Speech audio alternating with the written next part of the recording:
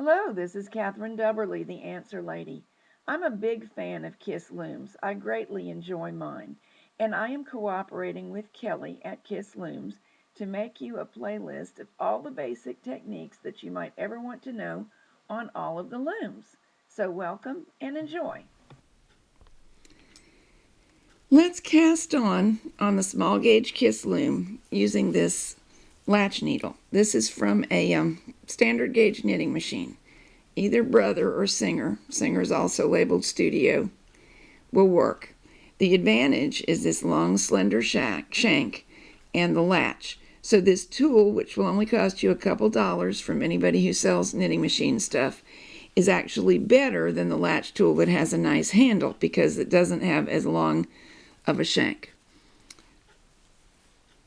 Put your initial loop on the tool behind the latch being this part that flips back and forth. Get your yarn tail out of the way. Make sure the yarn is between the two pins that are involved with every peg. Put the yarn on the side closest to you, the tool on the other side of that peg, grab a loop and pull it through. Now, because we've got these pins, I can't just go around them. Lift the working yarn to the far side of the next pin, the near side of the next peg. Put the tool on the far side of the next peg, grab a loop of yarn, pull it through.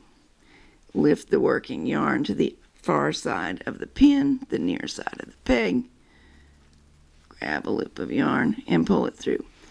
What we're trying to make sure is that we don't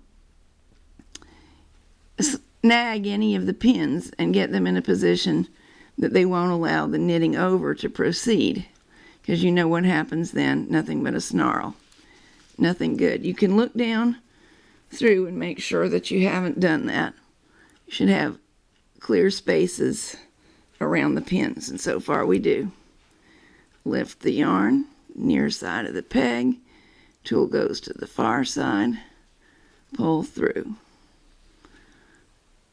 and on across.